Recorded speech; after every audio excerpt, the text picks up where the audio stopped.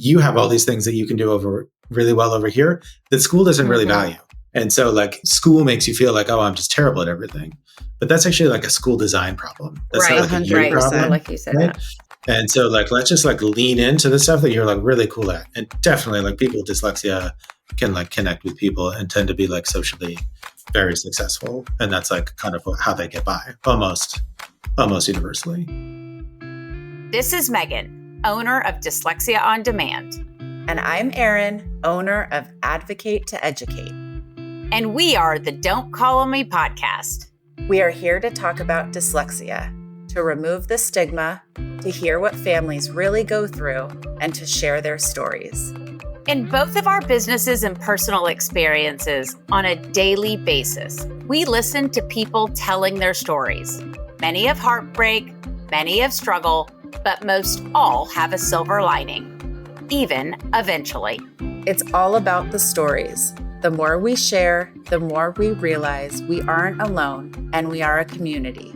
No, a tribe standing together. Today's episode is sponsored by Dyslexia on Demand.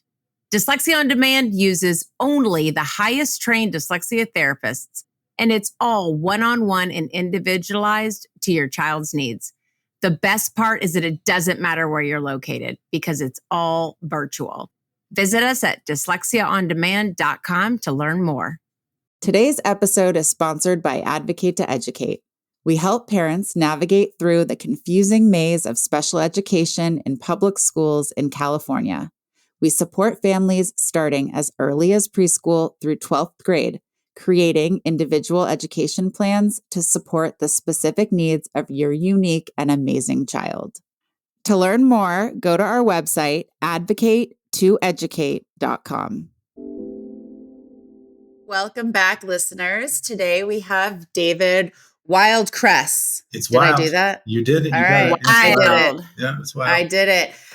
On Don't Call on Me. And I found David on LinkedIn and saw what he was posting and thought we absolutely needed to interview him. So David, can you tell us just a little background, where you live, and a little bit about yourself? My name is David Wildkress. I currently live in Los Angeles, but I also spend a lot of time in Vermont. And I worked for a long time in schools as a learning specialist. And now I have a private practice supporting neurodiverse adolescents and adults. Awesome. Well, today is all about you. So we, in this field, right, we are always talking about what we do for the community and for others. And today we really want to hear about your personal journey with dyslexia and any other identifiers and hear what it was like for you. And if those of you that are listening, if this is your first episode listening to the podcast, we really like to hear individual stories so that our young ones can hear that they're not alone. And, you know, from my story of being dyslexic and struggling in school, I know that it was not rainbows and butterflies. So, David, why don't you share with us kind of how dyslexia came to be in your life and in your early years, what you remember about whether it started in school or wherever it started, just kind of bring us back to that time. Sure. Yeah. When I started getting in school to the point in school where they were teaching me to read, my parents were like, something is different with this one. So they were pretty hip to like, oh, there's like, this is not like, we need to do something, which is surprising. So they did a full like psychological educational evaluation when I was 6, which is 1985. So not as common, nearly as common back then as it is now.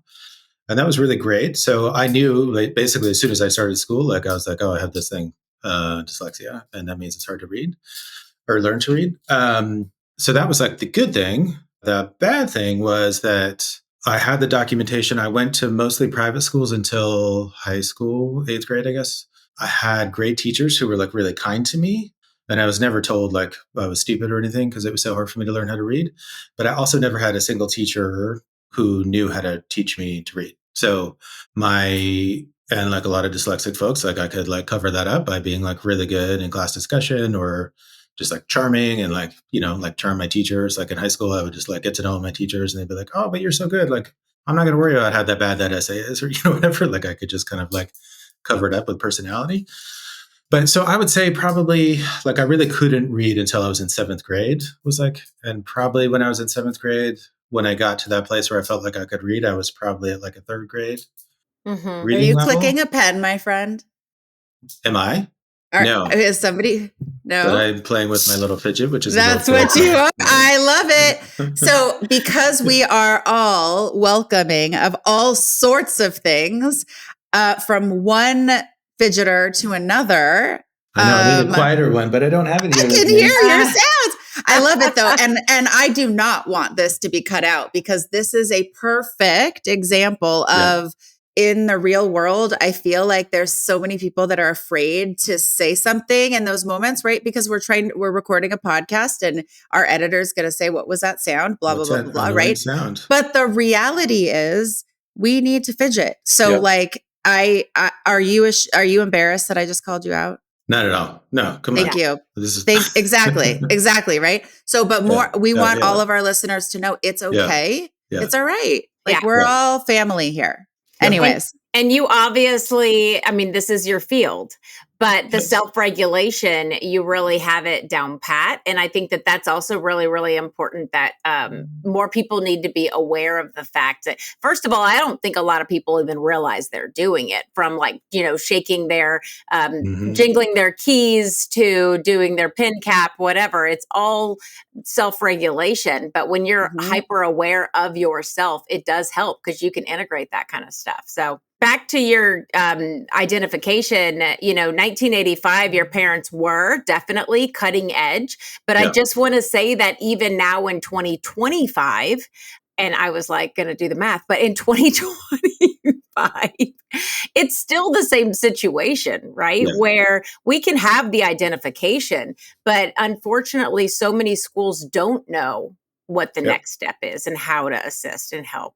And I know that you know that better than anyone else. Yeah. So, I like when I got to college, like I got basically straight A's in high school, mostly because I just went to like a not very good public high school. And, just wasn't that hard. No. So then I got to college and I probably, when I got to college, had like a 7th grade reading level. And like the way that I could kind of like skate by in high school, like just did not work. The school I went to was like very rigorous. And professors were like really nitpicky and it hit me like a ton of bricks.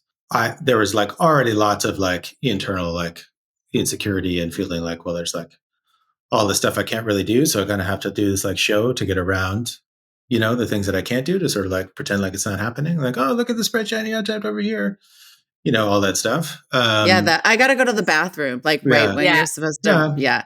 I lost what page are we on? I don't think my book has that page, all the things. Yeah. So college was like super difficult for me. And I did, I got through and it was a lot of hours. And I never had like a successful like remediation, but I left college and I went into education. So I kind of like dove back into the fire and I immediately started working with young kids. My first job, I worked in this really wonderful program that's like a preventive mental health program. That's like a play therapy program to identify like K-3 kids who have problems with school adjustment and like do this play therapy thing to like prevent some further issue down the road. And I just like loved working in schools. The way I got through is I was an art major in my senior year. Actually, this is a good story about getting into the darkness. So I did like fine, like I'm putting in like crazy hours, working super hard all the way through. Academically, I mean, like grades were like fine.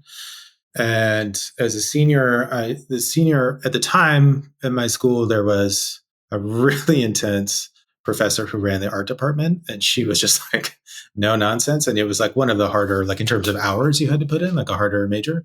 Yeah, it was just like I put in hours and hours, and I was like doing really well in like critiques, and I got good grades, and I was kind of like the best art student in the weird way that gets categorized in terms of like effort and. What type of medium? Drawing and printmaking. So I was doing the lithography, and Actually, so my senior thesis ended up being about, well, it started off being about self-doubt, right? And it was like a bunch of portraits, like self-portraits. I only recently remembered that my senior thesis was really about like what at the time I called like the experience of having dyslexia, like, and there's like that moment when it's like the floor falls out from under you and you're like, they're just like all of a sudden I can't do something. And like, I could do like lots of stuff like WTF, what is happening right now? Mm-hmm. So it's like my like show that was hung in the gallery was like a bunch of like really, really big, very bright, like intense, totally non-representational, super colorful drawings, like trying to like capture that feeling of like, like what's, like what happened. So I, all through the year, I was like, I got the best grades. My professors were like, you're our strongest student. And then it was like oral exam was like the final exam for the art major. And I failed my orals, and I was the only kid and student who failed. And it was brutal because they had like throughout the, there was 18 students, and throughout the day, kids went and did their oral defense, and then they called us all together. And so we were all sitting in a hallway, and then they would call you in one by one. Like, why do people do this? Like, what? So then you To have be to like, like walk out and do the walk of shame and or pretend like you're cool and Right. you passed when you didn't or Hide your whatever. tears. yeah. And I was like the second one to go in, and I came out and failed. And I just like grabbed my stuff and I left. It still gives me like goosebumps. And they were all like, oh God, David failed. Like we Right. all failed. But it was only me. I was the only one. Oh my God. I just didn't follow the rules. I just like, this is what I'm really trying to go for. And I just didn't hit the sort of like academic benchmarks that they wanted. It's so interesting because nobody teaches us how to, like the formula of Yeah. college, I guess you could say. And there is a formula and there is a way to kind of not have the same level, like the ability to read, for instance, at like I went to UC Boulder my first year and I came home, I fell apart. I was like, I don't get it. There's 500 students and there's classes that we go to for 2 hours a week. And then there's a final and that's it. Like our whole grade is on a final and the lectures had nothing to do with the final. And so you actually had to like read the books, which I would do anything to not read the books.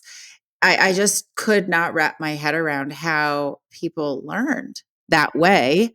It's almost as if they're designed for that profile, but they don't tell those of us that don't follow or that don't fit into that box the way this like how to get to the other side. It's as if we're supposed to just like wake up and know it. And that is just not the case. All right. So what'd you do from there? So when I was graduating college, my aunt was pregnant and had like a 2.5-year-old. And she was like, do you want to move to San Francisco and be my nanny? And I was like, yes. That I sounds love great. it. Yeah. So I moved to San Francisco and I lived with them. And I took care of the kids for a few years. And I got a really cool job in the San Francisco public schools.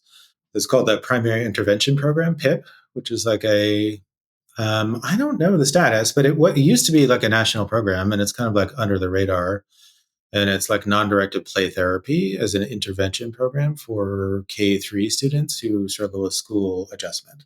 And so they have this like system for identifying kids who are like showing signs of struggling with school adjustment, and then they do like a 16-week non-directed play therapy intervention. And That's awesome. it's cheap because you could hire like a college kid, like a college graduate. You don't need like a therapist.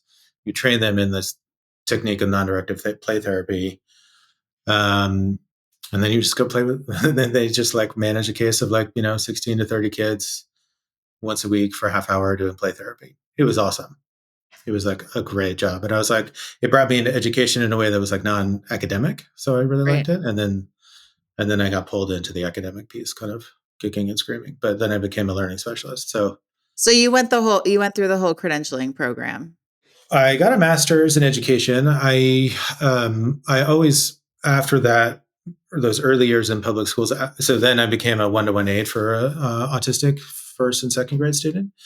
And then I left and I spent 2 years, I worked at a law firm and I went and I got a master's in education, but I never got a like public school teaching credential. Credential. Gotcha. Okay, cool. So the university I went to, the master's in education program had like a certificate in education as a part of it. So Okay.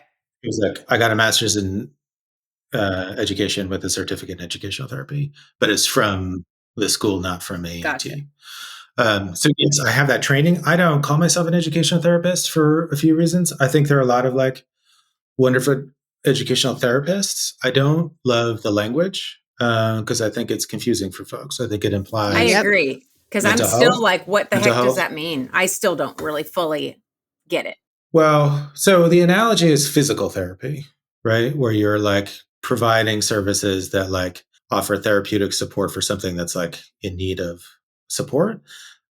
That's like a distinction most people don't understand in my experience. So it feels like you're working with a therapist who knows about education, and that's just like not the case. So I don't use that language, even though, and I actually don't focus on like academics in the same way that I used to.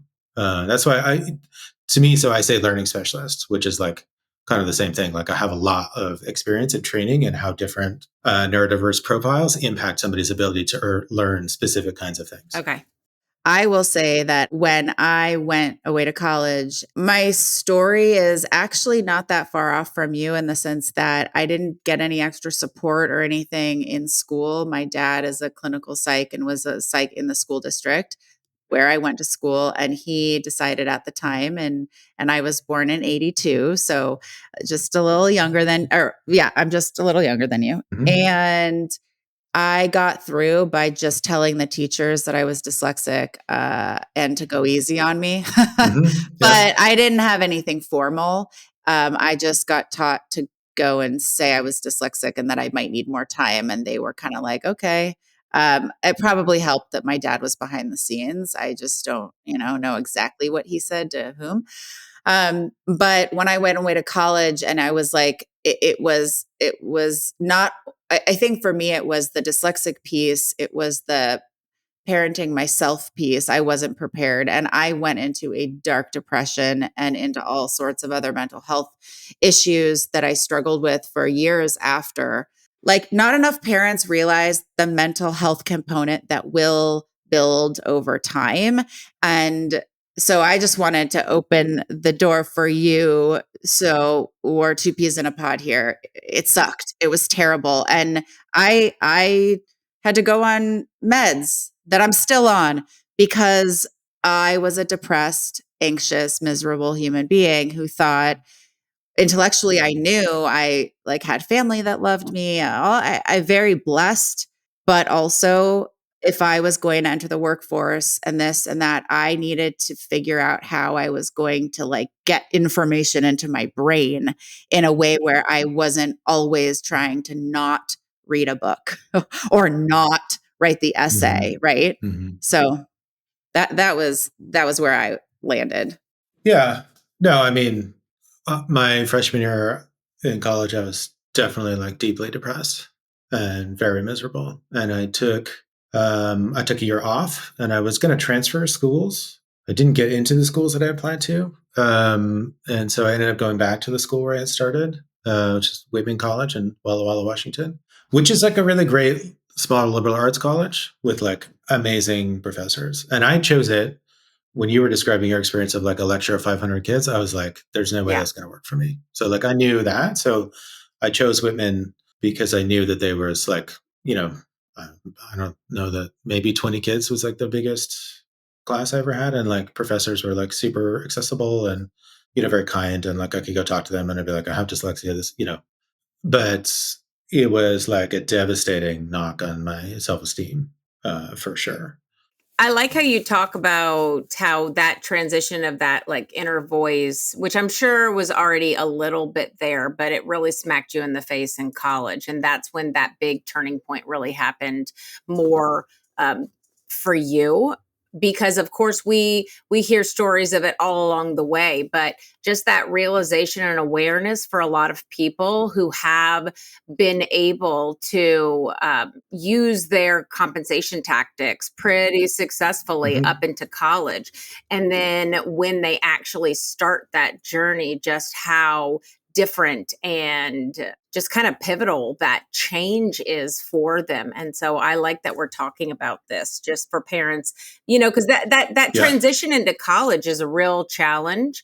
A lot of times for parents, just in general, as they're trying to set up and navigate the, IEP system that now is the 504 system, and how the child who is not a child anymore now needs to become their own advocate, whereas the parent oftentimes had been driving that ship. So I think it's just another really important component to add into kind of educating yourself about what that transition looks like. Sure. I just want to tell you about like how I think about neurodiversity, because it's like all based on this exact please. thing. And this is like a broad thing that I use to talk about neurodiversity of all kinds, but in this conversation about dyslexia is like super relevant. And this is like going back to when I was talking about my senior thesis and like having the imagery just be about that like moment where you're like, what happened? So I think most neurodiverse folks are like kind of always bouncing between two poles, right? And I think of those two poles as resonance and dissonance. And I think about the interaction between somebody's like cognitive profile. So like whatever diagnostic profile they have, if they've had an assessment, they've done like cognitive testing, whatever, but like their ability profile, their personality and their interests. And when those three things are like working in harmony, you get like this resonance experience where you can do like really, really cool stuff. I'm sure like, I mean, for me, when I'm with a client and I'm just like, I'm in it with them and like, I'm like, oh, try this. And like, I can just kind of like, I'm like there and like, oh, this is amazing. And we're both like, this is so fun. It's like, just like, and I love it. But then there's like the dissonance piece when it's like that feeling that I was trying to capture in my art as a senior in college was like, where it's like nothing, where like, I don't have cognitive research for this. Like, I'm not good at it. Like, I'm not interested in, I don't like it. And like, those are sort of like, I think it's like kind of more like a scale, and it's like, you're kind of like always kind of moving between those, and it can happen at any moment. You just like, which is terrifying as a young person. You're like, oh, sometimes I'm really good at stuff, and sometimes I'm like incredibly embarrassingly bad at stuff, and I don't know why. And like nobody's talking to me about it. And so like Eryn, to circle back what you were saying about earlier about like the sort of like emotional pain that kids go through is like they know. Kids always know like something is not right here. Like this is not working, folks. And it's like, well, I don't want that to be a crutch. It's like, it's not a crutch. It's just reality. It's just like a descriptive of somebody's experience. And if you don't describe somebody's experience to them and they're feeling it, like as kids, that really screws you up. I always hear this from parents who are not dyslexic, but raising dyslexic kids. They say, I know I can't relate, but I do hard things in life too. And I'm like, listen, I know you're trying to tell your child that like they're trying to normalize it. Like, listen, so reading's hard for you. Well, paying the bills is hard for me or whatever. And I'm like, you're not helping, first of all. And I say that lovingly, but there is something about being able to say what it is when they already know it. And okay, this is kind of going into Megan and I have talked about Richard Branson's brand and the what does he call it? Hashtag dyslexic strengths. Yeah. And I'm sure he's a great person. I don't know anything about him really. He's a really rich guy. We know that. There you go. And it bothers me because of course, we want to celebrate whatever our strengths are. That's like, yes, okay. But to me, I feel most dyslexics want other people to understand the best that they can that it is horribly difficult. Like that piece, until you can level with a kid, and my 7-year-old, that's something we've been talking about since he's 3. I knew it. I just knew our brains are 2 peas in a pod. I could spot it. Right. And I think that parents are trying so hard to find something to say when really simply, if they haven't gone through it themselves, simply to just ask them, how do you feel? And rephrase what they're saying out loud and kind of be able to bring out those feelings, whether it's inadequate. I mean, we know it's really shame, embarrassment, inadequacy. Like, why is it easy for everybody else? This isn't fair, because that's all the feedback they see in a classroom, because we're not talking about neurodiversity or dyslexia out loud, because there's HIPAA violations or like confidentiality violations, which really, I think for dyslexia anyways, limits our kids to be able to realize that they are not alone sitting in their classroom right now. Yeah. Yeah. I'll talk to parents a lot about like, like trying to like, you're either sort of like building courage or like accommodating, right? And like you're always doing it wrong. Like it's impossible. Like you never get it right. Like you're either pushing too hard or you're Yeah. not pushing enough, right? Like that. I'm like, it's okay. Let's just accept that, right? Like there's no way they're always going to thread the needle perfectly. Yeah, but I think it's good for parents to know that like they're going to get it wrong. Like but that notion of like it's a crutch, like there's like a lack of trust in that way of thinking. Like kids want to do well, right? And they want to do their best, right? And if you create space for them for it's okay for it to be like this is hard, they're much more likely to do their best than if you're like, like toughen up, buttercup. Like it's like, just like take a minute and talk about it and be like, we need to get you more help. It's okay. But you also do need to like build courage, right? Like there are times when you have to push kids through things they don't want to do. That is true. But I feel like the risk of pushing too hard is greater than the risk of not 100%. pushing hard enough. Okay. I mean, I could ask, I have so many other, questions, but let's talk about I want to know now with your history, talk to us about what you're doing for the community now and the clients that you love to see. I really want to hear more about that aha moment because I really relate when I'm talking. Those moments for me happen more when I'm talking to parents and I see them realize like, oh, that's what we're trying to do with this IEP, or oh, that's why you were doing X, Y, and Z. So who would be your ideal client right now? I mean, you were talking about like transition. Like I think about transition a lot. So, right. Like, so when young people start college, right. And they might not be prepared for whatever reason. And then it's like really hard. That's a kind of transition I really like to work on. Kids starting high school, that can be a transition, starting middle school. Whenever there's that ceiling moment that I was talking about before, where somebody's like, "Ooh, this used to work and now it does not."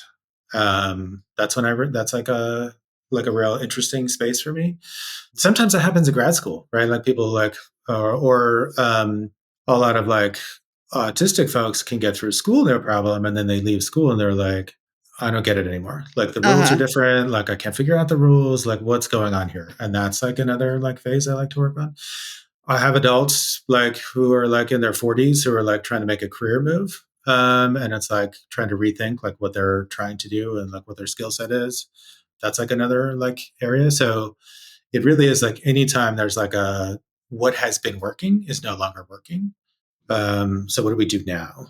And there's like that creativity there that I'm like, yeah, let's talk about it. What are we going to do now? That's where I really like to get into it.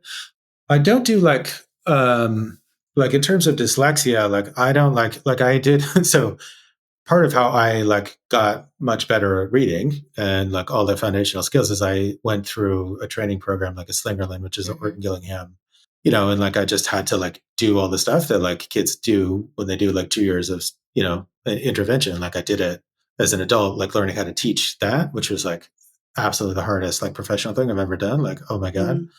Oh, it was like so hard. Like I'm really good with kids in terms of like building a relationship. So I'm like, I just lock in and I'm like, you're cool. We're going to get through this. And they're like, I'm cool. I'm going to get through this. It's like that, just like I can do that. And then like the technical piece, I'm like, got good enough at. But like I honestly, I just find it kind of boring. Like that relationship piece where you get the kids, I'm like, this is awesome. But it's like, it's always the same thing, like that's dyslexia is amazing because we know what to do. It's the only thing that we're like this program. If you do like an Orton Gillingham based program for 2 years, you're going to get through it and you're going to be okay. Yeah. Right. Like you can learn how to read functionally. Yeah. I'm much more interested in, okay, like what's like 5 years after that? And you're like starting high school and like keeping up with the pace and volume of work is like really hard. And like writing has gotten a lot harder. Like that is where I'm like really interested in like, okay, like, what do we do now? Right. The younger ages where it's like just like the foundational skill building is like critical. It has to happen. So the ideal client, long-winded answer to like somebody who's like in that transition phase where something has worked and it's no longer working, or like a family is just figuring out there's a problem here. Like oftentimes like high intelligence kids get through middle school or somewhere in middle school, they're like, Yeah. yeah. And that's like another time, but it's like those sort of like transition moments that I can think about 10 I can think of like 10 clients right now that you need to connect with. So I'm very lucky you are local to me. great. Yeah. Um and I also think that the piece about connecting, I was just going to bring that up because I find, and maybe it's that I want to connect it with dyslexia, but maybe it's unrelated, but I like to pretend that it's related. I just know that from a very young age, I was gifted with the ability to empathize with others in like a very unspoken, it wasn't something that like I didn't go to a training to learn to empathize with others. It just came very naturally to me. And that is something that I see in young children, and I see differences. And like, let's say it's a kindergarten classroom, right? There's always those few kids that act different towards others that I question, like, do they have it? I think they have it, in the sense that we tend to have this empathy and the ability to connect with others. Now, is it being neurodiverse? I don't know. Is it the fact that we felt different and so we sympathize, or we kind of understand and so it makes it easier? It doesn't really matter. I think the point is that we have this gift that I think almost every dyslexic individual that I've met has it, whether they've Mhm. used it yet or not. Do you feel the same way? Yeah. No, I mean, that's why I like thinking about like the two sides of the same coin, like of resonance and dissonance. Like I think of cognitive resources as being finite, right? And so like folks who are neurodiverse tend to have like strengths in areas, and there's like a direct correlation to the weaknesses that they have, right? So like that ability to connect comes at the cost of being able to like distinguish, find two-dimensional detail on the page and like learn how to read, right? I don't know that that actual connection is true, but I feel like it's like easier to think about it in that context of like, okay, like you have all these things that you can do over really well over here that school doesn't really Mhm. value, right? And so like school makes you feel like, oh, I'm just terrible at everything, but that's actually like a school design problem. That's not Right. like a you Right. I %. problem, like you said right? that. And so like let's just like lean into the stuff that you're like really cool at, and definitely like people with dyslexia can like connect with people and tend to be like Yeah. socially very successful, and that's like Mhm. kind of how they get by almost universally. Yeah. Yeah. So, what would you say the best advice you could give someone with dyslexia would be? Or, like, looking back to, you know, David's college self, what advice would you give David in college when he hit that wall? Well, I mean, the first thing is like doing that 2 years of intervention to just get those like foundational literacy skills, like literacy skills, are just like so critical. Like if I had had that when I was 8, like college Right. David's experience would have been like very different. I really at that time could have used somebody to just sit down and like help me like sort of like I was just completely overwhelmed by the volume of work and had no capacity to manage the stress related to that. So like I felt out of control and like I just had to be sitting there working all the time, but then like I wasn't very good at a lot of stuff, so I just like it didn't matter how many hours I put in. So like I needed somebody to be like help me prioritize and like focus and like build a schedule for myself and go to the library at this time. Like I was always like very responsible when I wasn't like I was in the library working. I wasn't like blowing it off and then like, trying to do things at the last second because can't. But like if I had had both like earlier intervention so that those skills weren't so weak, and then like some coaching around like how to like manage the workload, especially that transition from college where you have like way less class time and a lot more free time, but way more Yeah. homework. So it's like I really needed like some just like concrete like this is how you can do this.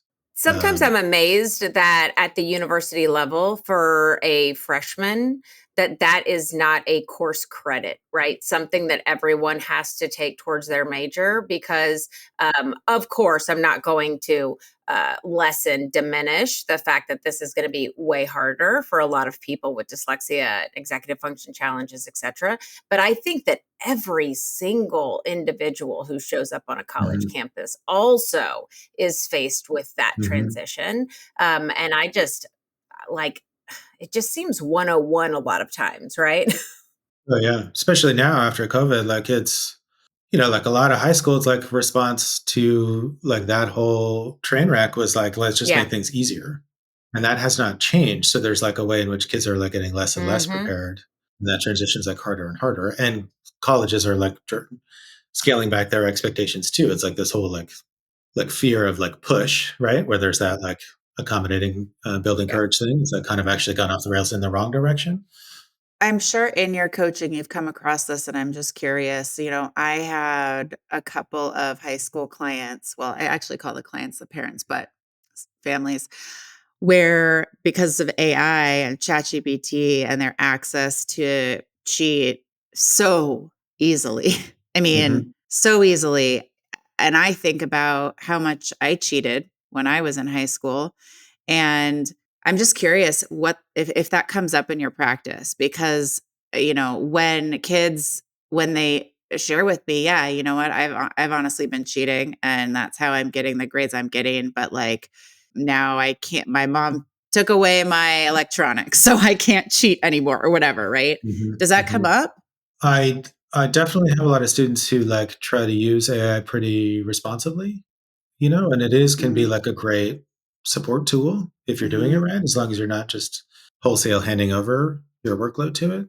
So I think, like I have way more clients who are autistic or ADHD or both. And autism shows up really differently. And I know we're talking about dyslexia, but like, I think that like just cheating, like the lying piece for like a lot of autistic kids is they're like, I don't do that. Yeah. True. There is like a thing there where it's like, there is like that black and white thinking is actually like a benefit. So I think that's probably part of the reason, but that hasn't shown up for me for a lot. Okay. That's fair. And you know what? The other day, my daughter, who's not dyslexic, had to do a book report, and this mama, me, was like, should I tell her about ChatGPT? Oh, don't like, legit. Don't No, because Megan's look, I did it. I did. And it has been a disaster for me. Like I taught my kids, well, and I'll say it started. I mean, this has nothing to do with, it's not the me show, but I started with, I'm having to coach my middle schoolers through math right now. And I'm pretty good at math, but my kid is way smarter than I am. And he's in these advanced math classes and I don't know how to do it. And so I have to ask ChatGPT to teach me so I can teach him. Well, let me tell you, then it's like, they're smart enough to go, oh, this isn't just for math problems. Yeah. So careful, tread lightly. Yeah. So I just think about like, I mean, where is AI going to be even in 2 years, right? Very, very interesting and kind of topic, but also really not, because that's the future of our generation of kids that, aren't getting the Orton Gillingham intervention that they need, but they're still in a really competitive setting. Like they will go to great lengths. Just like I would pretend I had to go to the bathroom 65 times in 15 minutes to not get called on to read. What's going to happen to them when they're trying to save face? Totally. So if my child wasn't getting what they needed and they were trying to survive, right, would I rather have them use a tool similar to using an accommodation because they're in a setting where their school isn't teaching them, they don't know how to teach them, and that's not fair to that child. So it's kind of this catch-22, because if they're in that setting and they're not getting the help, I don't blame them. I wouldn't be mad if they used a resource to get by in this area, even if it's to write a paragraph, because unfortunately the schools aren't supporting them. But then on the flip side, if they are getting all the support, is that not an accommodation anymore? I don't know. Yeah. Well, I have so many thoughts at the same time, but AI has the power to make like all the ridiculous things that we force kids to do in school seem like just like totally preposterous, right? To me, it's like the thing that I worry about is like losing critical thinking skills, right? Yep.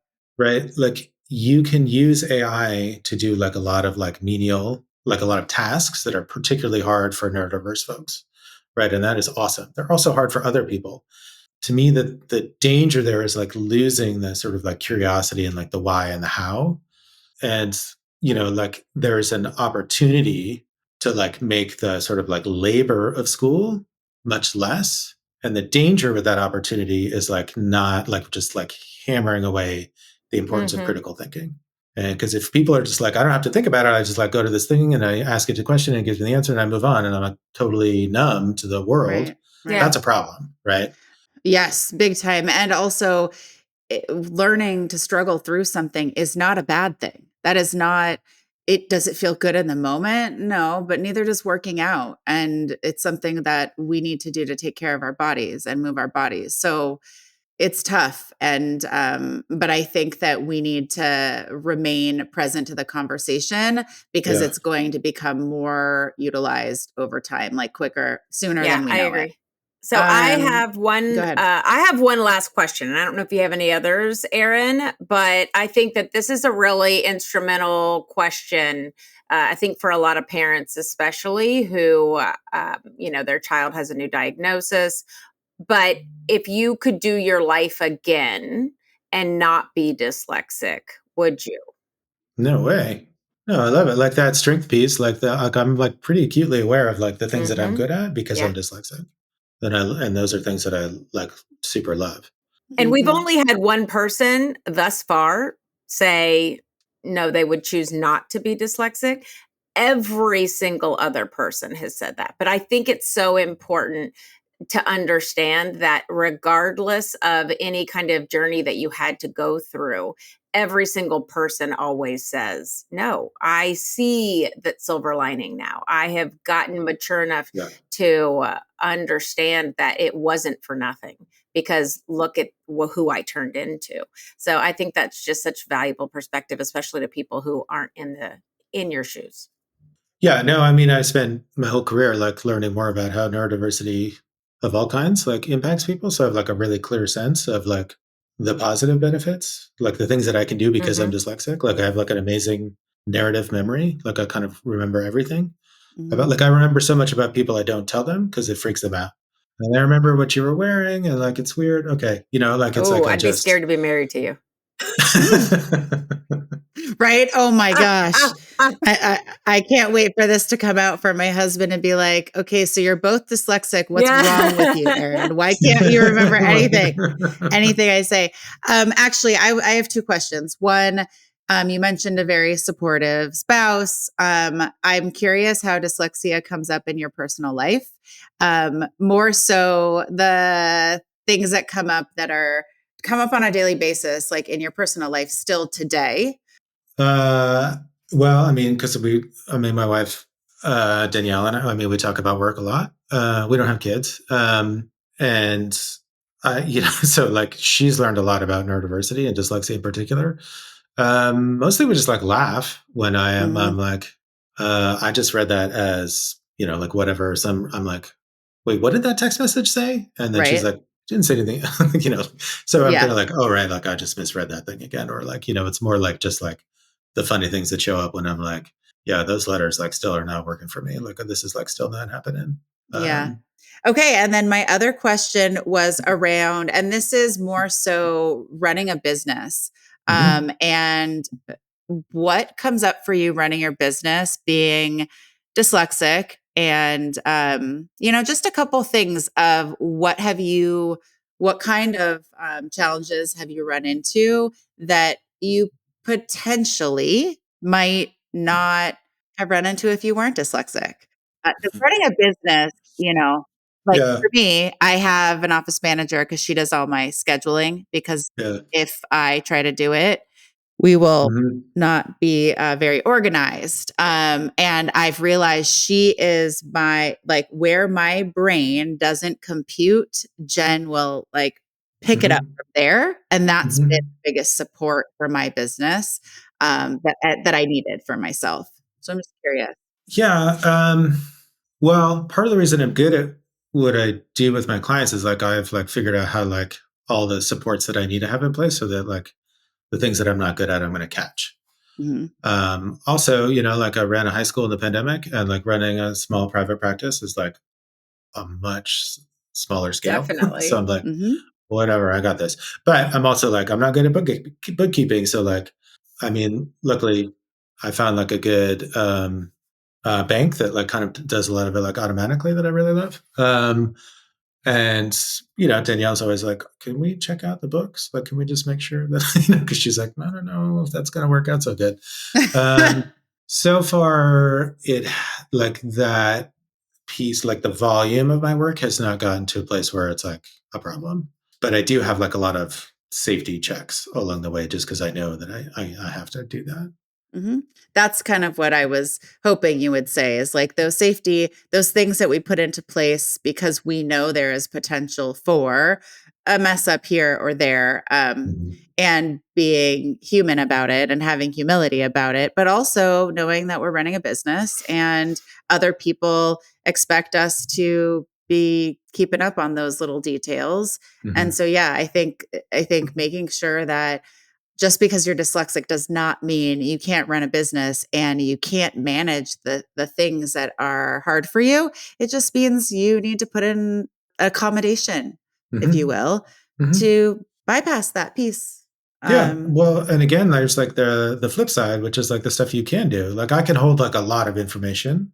Like I kind of could, like if I'm meeting with a client, like I immediately know everything about that. Like I just have it in my head because I can just do that. And then when I'm doing books or whatever, like I just remember a lot of things because I have a really good memory for stuff like that. But often like dyslexic folks are like really great with like creativity or like seeing connections or like big picture thinking. And because they're good at big picture thinking, they need somebody behind them who's like, yeah, we got to pay the bills so the lights are on. Right.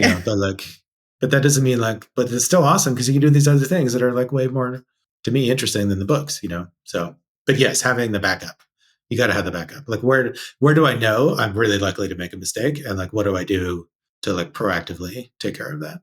Yeah. Okay. Awesome.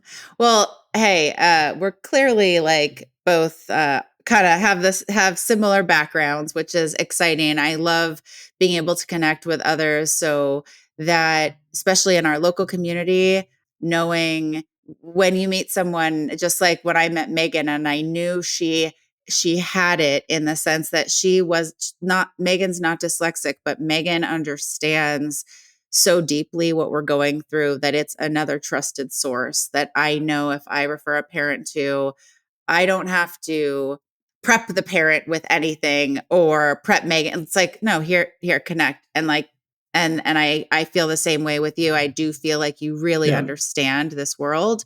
And I'm so happy you didn't stop altogether when you were actually running a high school and all the things. And now you're providing this work because it is so important. So thank you for providing the work. Thank you. Where can parents find your services, David? And do you work virtually or just in person? I'm almost all virtual. Every once in a while, if there's somebody local, I'll go do like a couple sessions at somebody's house or something just to make a connection. But mostly I'm virtual, especially like I go to Vermont. So, but outside the bell curve, .org is my website. And you can get my contact information there. And that's like, everything's there. Thanks for listening to Don't Call on Me, where we celebrate the courage and creativity of the dyslexic mind. Take care of yourself, and we'll talk again soon.